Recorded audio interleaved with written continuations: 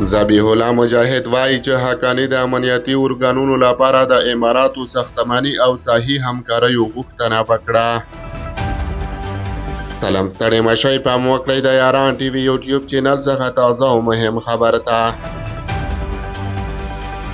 د افغانستان اسلامي امارت ویان ذبیح الله مجاهد وایي چې د افغانستان د کورنیو چارو وزیر د اماراتو له چارواکو څخه د امنیتي ارګانونو لپاره په ساختماني او صحي برخه کې د همکارۍ غوښتنه وکړه.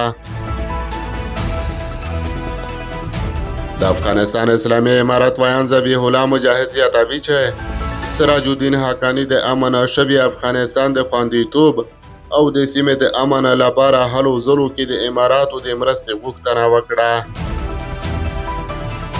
د افغانستان د کورنیو چارو وزیر سراج الدین حقاني او د ملي امنیت او لوی رئیس عبدالحق واسق د اسلامي امارت تر بیا واکمنېدو راهیسې په لومړي ځل پرون په لومړني بهر سفر متحده عربي اماراتو ته ولاړ.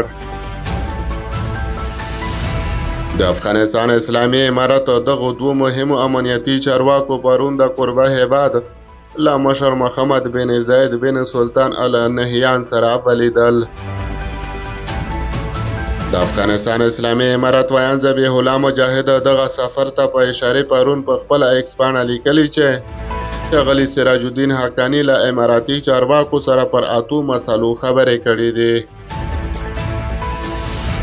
د نوموړي په خبره دواړه لوري د خپلمنځي اړیکو پر پراختیا غږېدلي او همدارنګه ښاغلي حقاني د افغانستان اسلامي امارت د امنیتي ارګانونو سره په صحي او ساختماني برخه کې د اماراتو د همکارۍ غوښتنه هم کړې ده. سراج الدین حقاني د کورنیو چارو وزارت د ټرافیک ډیجیټل کولو کې هم د متحده عربي اماراتو د همکارۍ خواست کړی دی.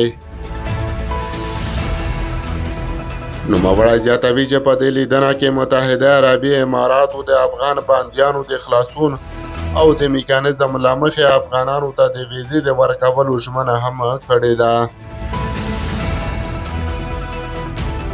د افغانستان اسلامي امارت وایي چې د متحده عربي اماراتو چارواکو د افغانستان بیا رغونه او په دغه هیواد کې د پانګونې ژمنه هم کړې ده.